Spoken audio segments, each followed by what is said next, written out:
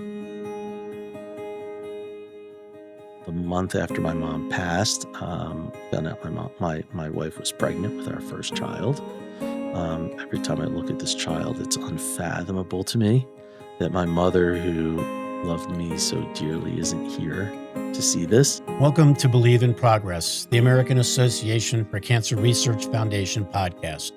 Join us and be inspired by the incredible stories of those who have faced cancer with strength and resilience, and the medical professionals who are working tirelessly to find new treatments and ultimately a cure. Believe in Progress isn't just about the science of cancer. It's about the human side of this disease. Together, we can make progress in the fight against cancer and bring hope to those who need it most. Welcome to Believe in Progress, the podcast brought to you by the AACR Foundation. I'm Mitch Stoller, the Chief Philanthropic Officer at the AACR. On this show, we explore the human stories behind cancer science, stories of resilience, research, and remembrance. Today's episode is especially personal. We're joined by Justin Wineburgh, a Philadelphia-based media executive and advocate whose mother bravely fought both ovarian and breast cancers for many years. Justin was by her side through every treatment, every decision, and every moment of hope and heartache. In this conversation, we reflect on her remarkable journey and how Justin is using what he learned to help others navigating their own path through cancer. Justin, great pleasure to have you here today, and thank you for joining us on Believe in Progress. Thanks for having me, Mitch, and I appreciate you and AACR for sure. Tell us a little bit about Iris, your mom, if I can say her name. I never had the great pleasure to meet her, but tell the audience a little bit about your mom. Sure, and this is probably like the first time where I'm really, since my mom's passing, kind of really getting in to talking about her. We just had the 1-year anniversary since her passing. Mm-hmm. My mother was a force of nature. There's no other way to put it.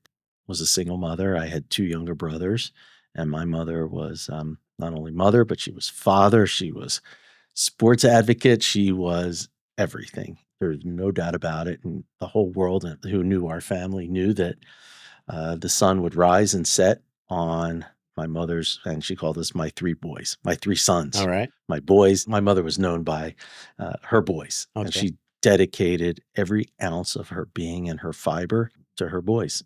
Could you tell us a little bit about when she first learned about, being diagnosed with cancer and how that whole journey started? It was December 30th of 1999. My mother had a series of like some bloating and indigestion, and had gone to the hospital on her own, went to the emergency room, and they dismissed it as just, sort of just a stomach upset. Right. She went home.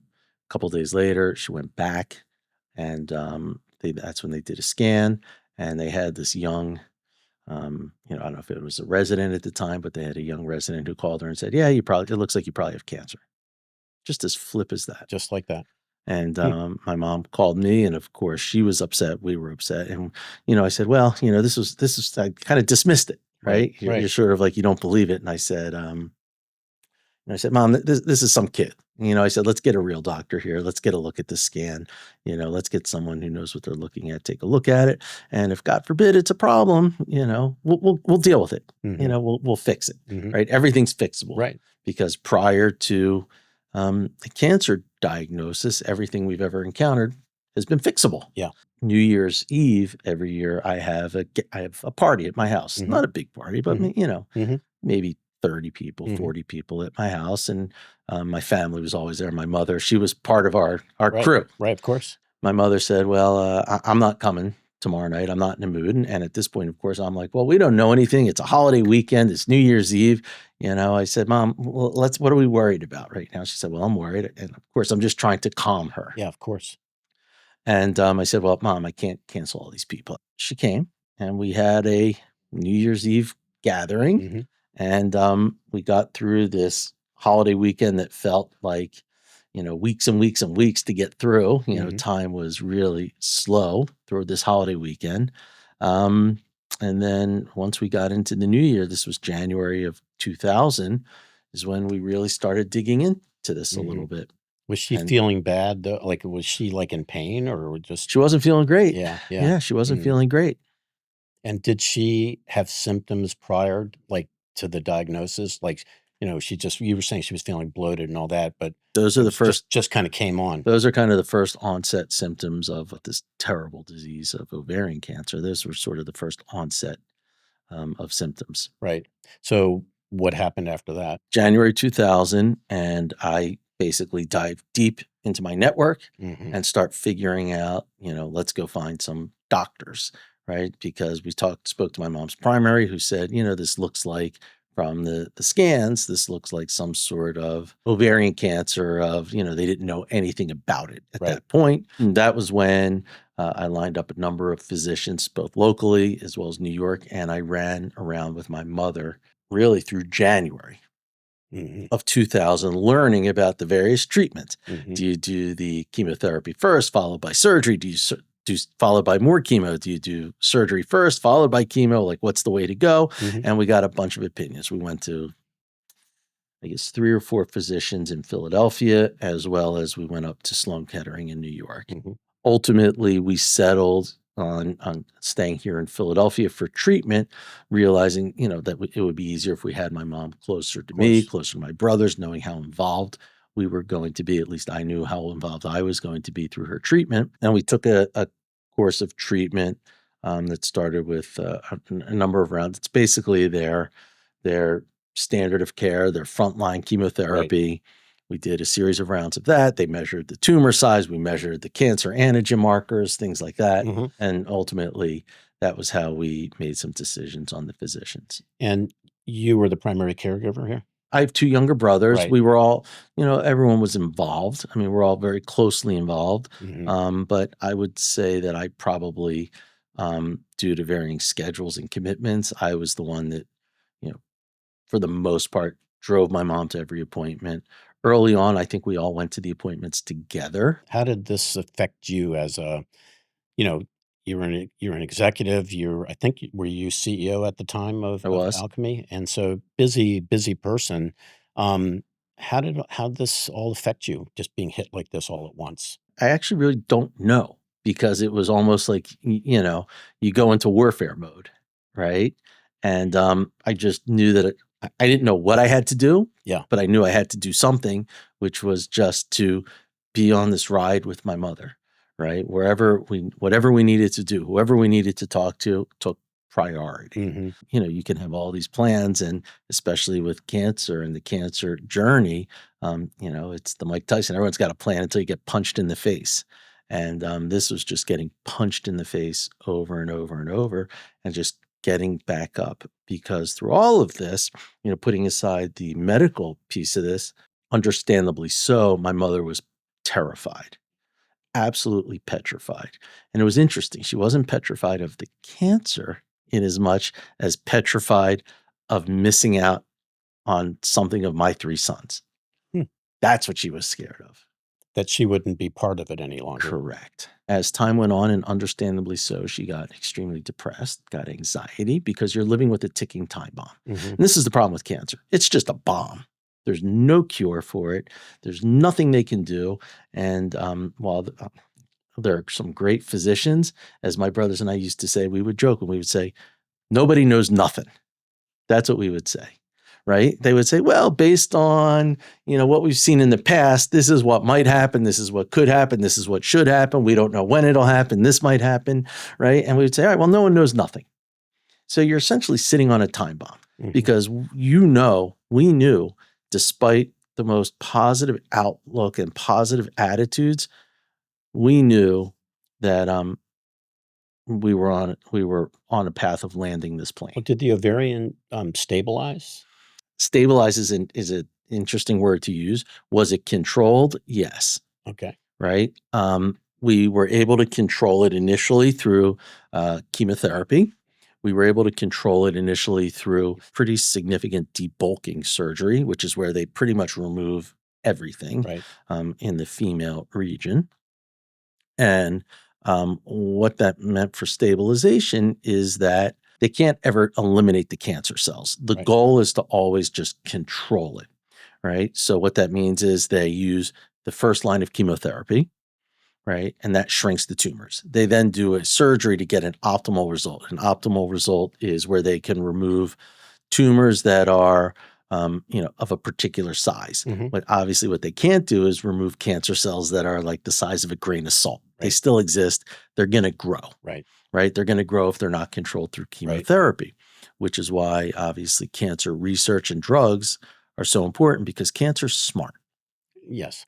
And what cancer does, especially this cancer, is it outsmarts the drug you're on, and then you move to another drug, and then you move to another drug.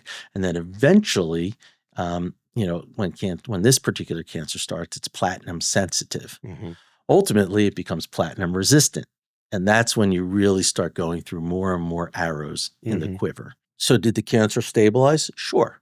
Right? Initially it did. And we were all happy, high-fiving, right? The cancer antigen came down. Was she feeling better about that, or was she still Um, in a depressed, like, type of, mode? Yeah. Still in a depressed type of mode, Yeah. because it was this routine of every 90 days going back for a scan, Mhm. right? Taking the antigen, and then she'd get the scan, and where are the tumors? What's the architecture of the tumors? What's Mhm. the size of these Mhm. tumors?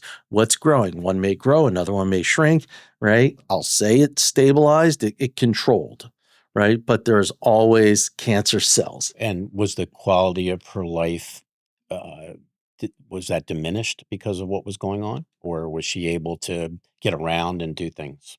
She was able to get around. Okay. She was able to get around, but the quality of life was absolutely diminished mentally, Yeah. and diminished physically, right? How'd that affect you?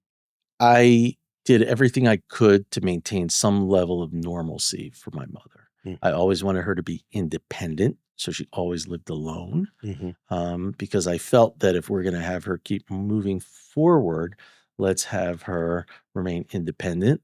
Let's have her be near her friends. Let's have her keep the routine, the hair, the nails, the stuff Yeah, that that she that did she on did. that she loved to do. Yeah, Yeah. but you could tell that things would get hard for her, right? So she would stop driving as much as she would normally drive.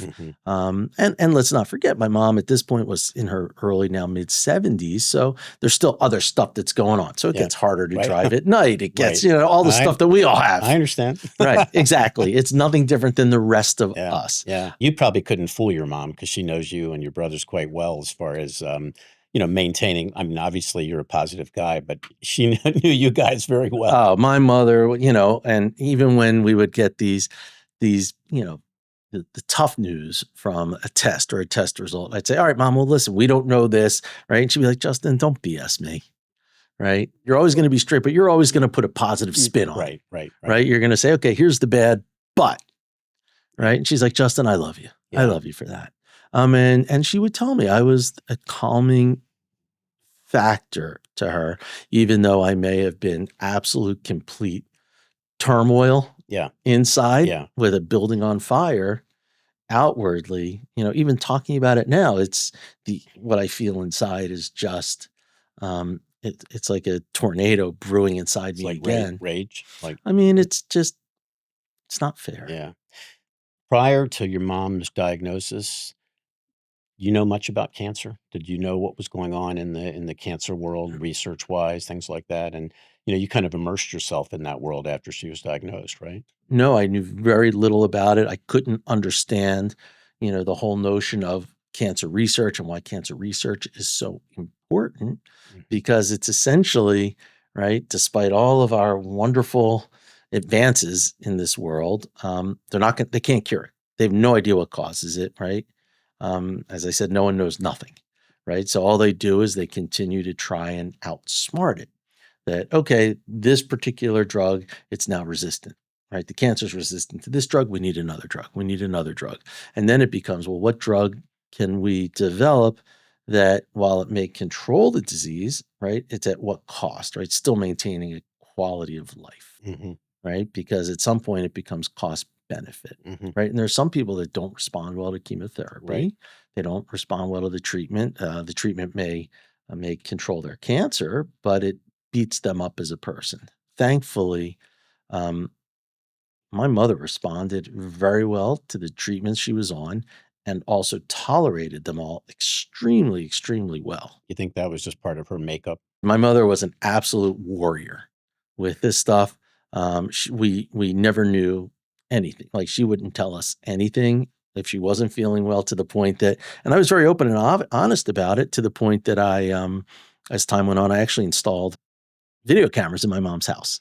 And I told her, they weren't hidden. I told her, and I said, "Mom, here's the deal." I said, "Rest assured, I have no interest in sitting here watching these cameras and seeing you walk around in your nightgown, right? Rest assured." I said, "But if I call you," I said, "you might be in the shower, you might be in the bathroom, you might be on the phone, you might be talking, you might be out getting the mail or something." I said, "You have an hour to call me back." I said, "If you don't call me back within an hour, I'm going to look on the cameras and see what's going on." Hmm. She was cool with that.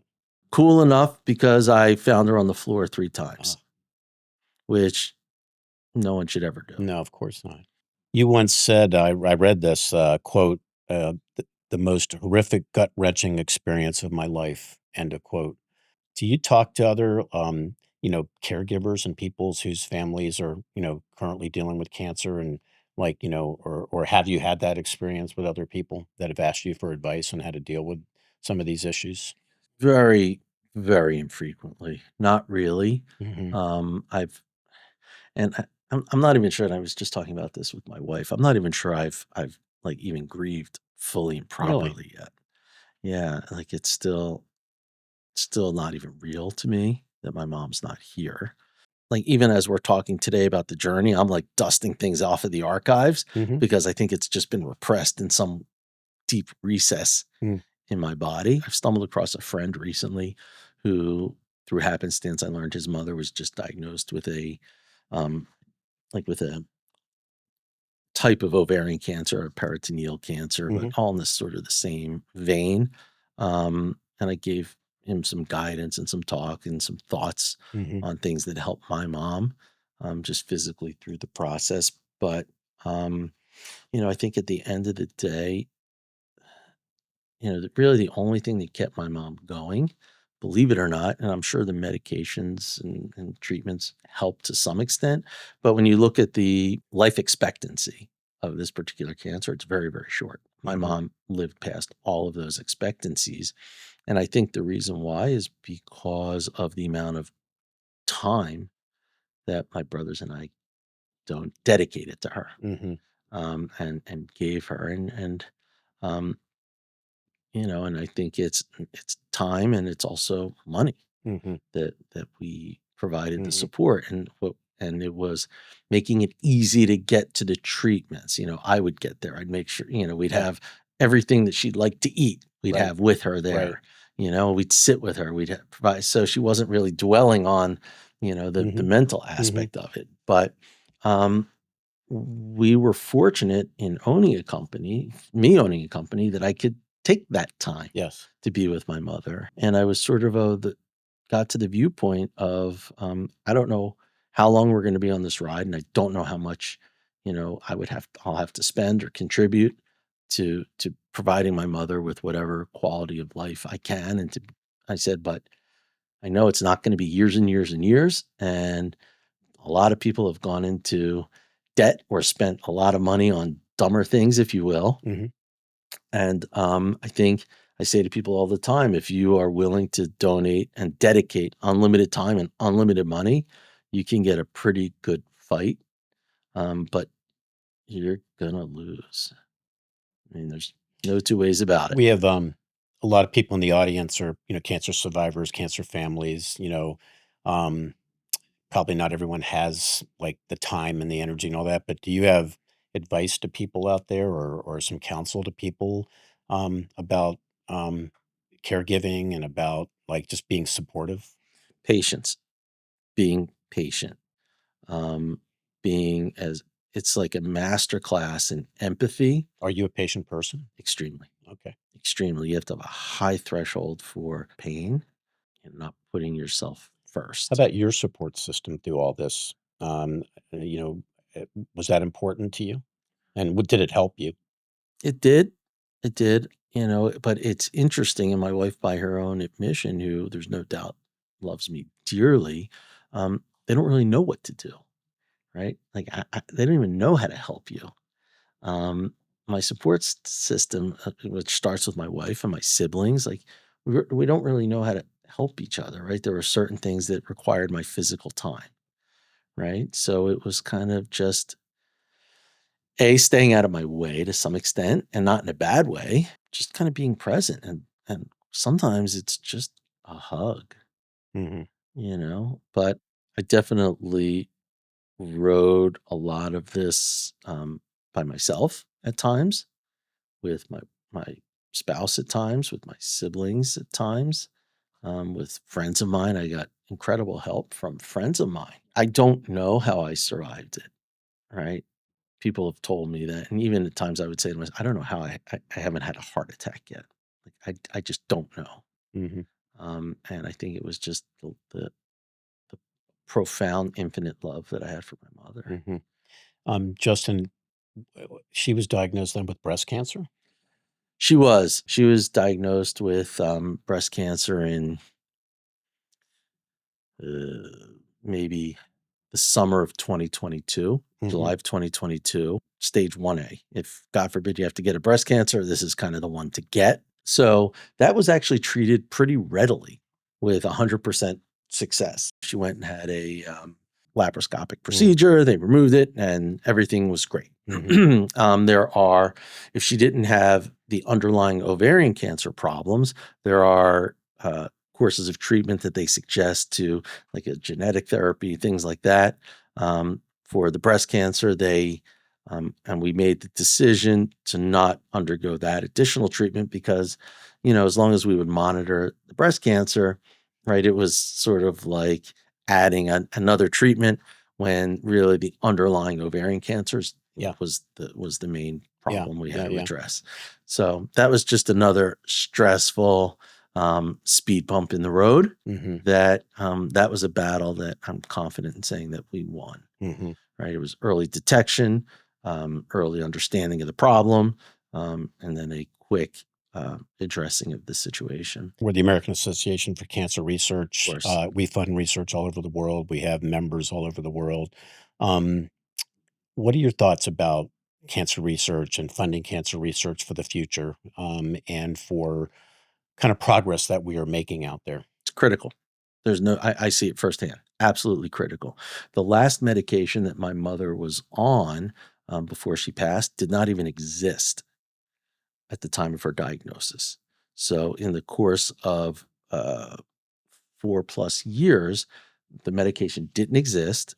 It was went through its testing, all of its testing, was approved, was administered to my mom, and we know for certain that while she was only on this medication for 8 months, she was getting disease control Mhm. from it, and it absolutely gave her prolonged longevity. So, do you have a message for our audience about supporting cancer research and investing in what we do?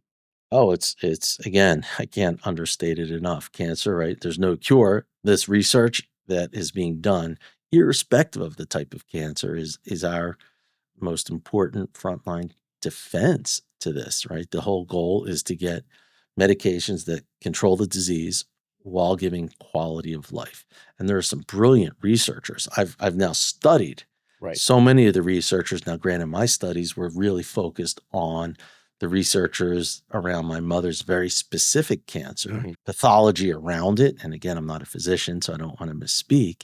But right, there are so many physicians and researchers out there that get varying levels of funding because when they receive this funding, right, they sort of look at, well, let's fund the research that benefits the most amount of people potentially. Right. And I said, well, I appreciate that noble cause, but I care about a class of one. Right. Those were the researchers that I was interested in. Mhm. Those were the researchers that I started to follow, support. And that's where I think people educating themselves, right? Not just generally necessarily going out and saying, well, I'm just giving money to research generally and let's hope it lands, right? Like finding something that impacts you personally. And if you can get one extra day with your loved one due to a researcher that you've supported, right? I'll sign up for that all day long. Do you lead your life any differently now since your mom's passed? there's not a second of my life that doesn't go by, um, that I don't think of my mom in some way, shape, or form. The month after my mom passed, found out my wife was pregnant with our first child. Every time I look at this child, it's unfathomable to me that my mother, who loved me so dearly, isn't here to see this. It's hard to walk through the earth when I see things, and it's almost like it's like a wave. Like I don't know when I'm going to get hit with it, Hmm. and there's no rhyme or reason to it, but in some way, shape, or form, I carry my mother with me um, every single day, and after she passed, it took me and my brothers and I a number of months to clean out her home where she was living, Hmm. because we just took our time. And I'll tell when you ask me about carrying my mother with me every day, Hmm. after the place was pretty much cleaned out completely, and I said, I'm just gonna walk through. Let me just go through and look in everything, look again. And I go in her. She had a walk-in closet. I went in her closet and I looked kind of in the deep, deep corner of the closet, almost like kind of under the molding on the baseboard. And I'm looking, I'm like, what is that there? And I pull it out, and it was like it was a belt that I guess must have got fallen and then just been kicked Right. under. And my mom, I guess, never saw it. We didn't see it. Yeah. And I saw it and I pulled it out. Hmm. And everything I now have from my mother, like this belt of hers is like one of the, it's something that I have and I can carry with me Right. every day. And I even wearing it right There now. it is. Oh, that's good. And That's awesome. yeah, I'm wearing I'm That's wearing her awesome. belt right now. Was that the And belt that was this is the lost? belt. This is my mom's belt. Uh, And I'm like, I I love said, that. I'm like, does this look like a woman's belt? I put it on to my wife, and That she's looks like, pretty good. and I'm like, this is great.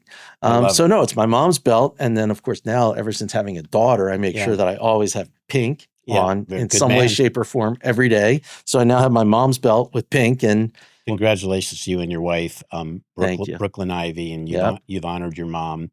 Tell your audience how you've honored your mom with the name of your daughter. Sure. So my mom's name was Iris. In the Jewish religion, we took the name Ivy after Iris, and my grandmother, her name was Ida, and my wife's grandfather, his name was Irving, and she was very, very close with her grandfather. Hmm. So Ivy Love it. is that, and then Brooklyn. There's really zero connection for us to Brooklyn, New York. We're not going to call her Brooke; it's Brooklyn, and that my wife and I just picked because just when we look at the world, we find Brooklyn. And when we think about Brooklyns that are out there in the world, they're all just fabulously beautiful, smart, strong Love it. leaders, and no one's going to Love mess it. with a Brooklyn. I have a feeling she's going to be quite a leader one day. So There's no doubt about that. she's special already. And so, how has both you and your wife's lives changed now that you have a little one? 4 months, right? 4 months. Brooklyn has slid into this. I even get emotional thinking about it. Has done her darndest to fill this profound void in my heart and soul. Hmm. She doesn't even know it. Hmm. It's impossible to not look at her and feel joy. Yeah. Well, as I told you, I have 2 daughters as well, and there's nothing better in the world than having a little girl and little baby. Very compelling story, and I appreciate you sharing it and being very open about this. I know it's a tough thing, and really appreciate you joining us today on Believe in Progress, Justin. Thanks for having me, and Mitch, and to you and your team, and good work you do. I really can't underscore enough how critical it is to at least give people hope, again, to have one extra minute with their loved one. Great. Thank you, Justin. Thank you, Mitch. I appreciate you. Yeah. Justin, thank you for sharing your story with us and for the strength, the vulnerability, and hope you bring to this work. To our listeners, if this conversation has moved you, like it certainly has moved me, here's how you can take action. Support cancer research by visiting aacr.org and consider making a donation. Subscribe to Believe in Progress wherever you get your podcasts and help us spread the message that cancer research saves lives. Together, we can help each other grow and learn from our experiences and to believe in progress. Thank you for listening.